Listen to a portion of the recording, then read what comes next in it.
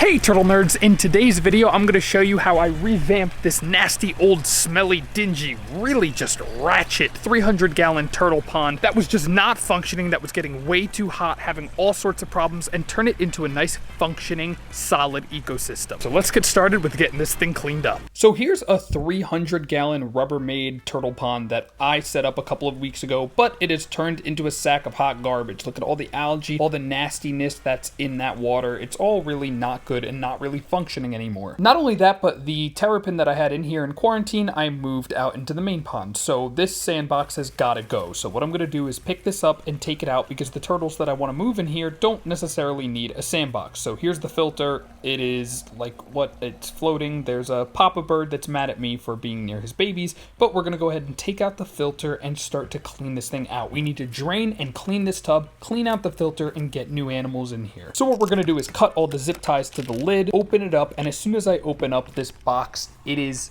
hot. It is warm in this thing. And so this media, I don't even want to rinse it. This is just like 100% polyester that I got from Walmart, so it's gonna go right in the trash. But it did its job. It caught a lot of garbage and debris from in the water, and so did the lava rock. The lava rock did a good job at breaking it all down. So now I'm just going to generally clean the reusable filter pads that I have in here, the ones that I actually want to, reuse. I'm going to just rinse everything down because it's all algae filled and gross. And as you can see, the pond itself is algae filled and gross. But there's all these rocks. There's also some fish that I need to save, but there are these rocks, and there's a reason that these rocks are a problem. So as we get started draining of the water, let me explain basically. One of the terrapins named Pancake, he prolapsed and drowned by getting stuck on a pump, and so when he prolapsed the first time, he's prone to have it happen again. Therefore, I need to take out all of the rocks because the last enclosure that I had him in that had rocks in it, he ate one of the small rocks and then prolapsed again after 3 months of no issues. So we have to drain all of the water, and as you can see, I'm using some weird methods to tilt the entire tub forward and try to get all of the rocks out. Here's a little time lapse of draining all of the water and finding a way to fish out all of the rocks. I ended up using a shop vac, and I have that little aerator so that way I can keep the fish alive after I've pulled out as much of the rocks as I possibly can. Next, we are going to feed the inhabitants that are going to live in that pond because I might as well feed them in that enclosure if the water I'm going to drain anyway. So I'm tossing some food in here for Mr. Pancake and some of the other smaller terrapins. And then we're also going to go ahead over to the little hatchling terrapin that I have that I got from a couple of weeks ago that I'm going to be giving away on my Patreon at some point soon, so long as it's proved that, the winner has the proper setup for it. So now I'm going to go ahead and drain this tub. As I said, I'm feeding them in there because I'm going to be draining that water anyway. Now I'm going to move the filter back into this tub and start to fill it. That way it's ready for its new little inhabitants, and I want to make this pond as ideal as possible for the new turtles that I'm going to put in here. So as you can see, things are starting to shape up, look pretty good. We got a plant that will right itself over time as it grows. I'm going to go ahead here and grab some other live plants from the mini pond from my, normal large pond enclosure. I'm not really worried about cross-contamination here. It's all kind of the same system, so I'm going to grab some of these floating plants. These include hornwort, I think the rest is guppy grass, and I'm pretty sure that's all I've got. So I'm going to pick it up and toss it in here so that way these plants will help to filter the water just in case the pump is not strong enough. So I want to basically also have a place for the guppies to breed and for the babies to hide because I love my tropical fish. So now here's a fun thing that I'm doing. So the water was getting way too hot in this pond. So what I'm doing is taking what was originally just the fence around it, but it looked like trash. But now I use it to make shade. And so that will inevitably cover up the water so that way it doesn't evaporate as quickly and get too hot. It was getting way too hot before. So now I'm going to pick up the turtles and it's time to fill up that tub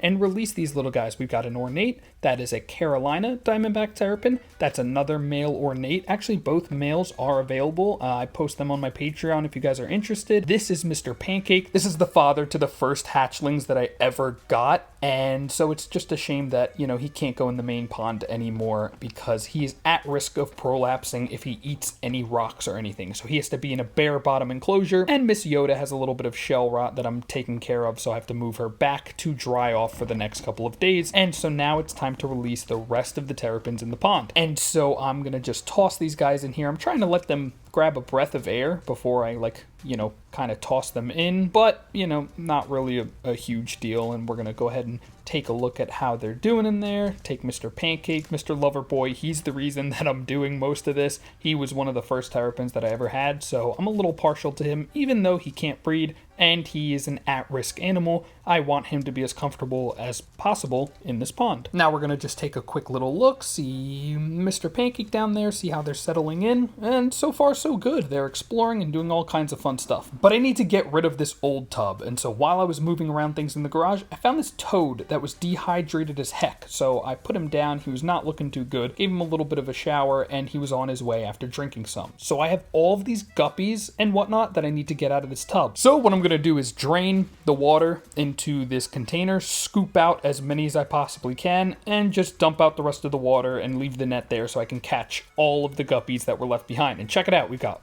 guppies, there's some platies in there, and now they're all going into the main pond. They don't get hurt when you dump them from this height. It's not really a big deal, and you can see a couple of them swimming around, but Mrs. Turtle is chilling there. I don't have a name for her yet, just let me know. And check out this, haha, the pump from the filter died for some reason. It just stopped working, so I had to take apart the filter again, move all of that lava rock and whatnot, say hi to the little turtles, move the lava rocks and plug it in, see if it works now that I cleaned it up a little bit and cleared it out. And it is just, you know, there it goes. Now it's getting started. Now this is a 2,400 gallon an hour pump, and this is not 2,400 gallons of water an hour coming out of this little hose. So something is wrong. And then sure enough, after a little bit, the pump completely died. I have no idea what went wrong, and so I figured that maybe it got clogged again. Nope, it died. Done, dead, rip. So I went ahead and replaced it with a new pump that's only 500 gallons an hour. However, after we plug this in, you guys have to take a look at this, because even though it's supposed to be fewer gallons an hour,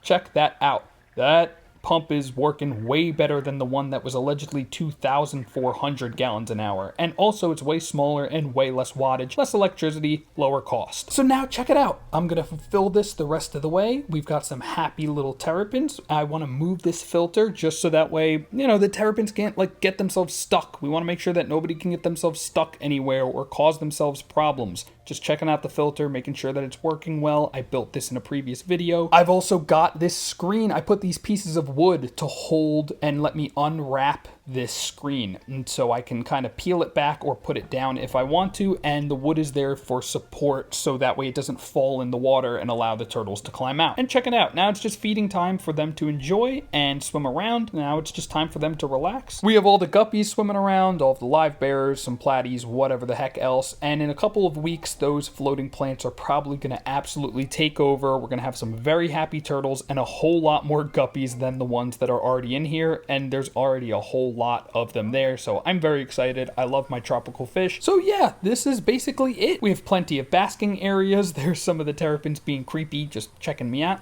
And that is a completed pond. So now that I have a cover on this entire thing, look, there go two of the swordtails right now that are going underneath. Look, there's the Carolina diamondback terrapin right there. The water is beautiful. It's nice and clear. Our plant right here is probably going to start growing. We've got this hornwort. Usually if hornwort is unhappy, it will lose all of its leaves within a day or two, but clearly it is not. It's looking good. I'm very pleased with this. I can roll it back if I need to. It's working for exactly what I need it for, which is juveniles and an at-risk little male. So everything, I don't know, everything in this tub I'm really, really happy with. So thank you guys so much for watching. Subscribe if you enjoyed, because in 2 weeks, we're gonna have baby turtles hatching. See y'all later.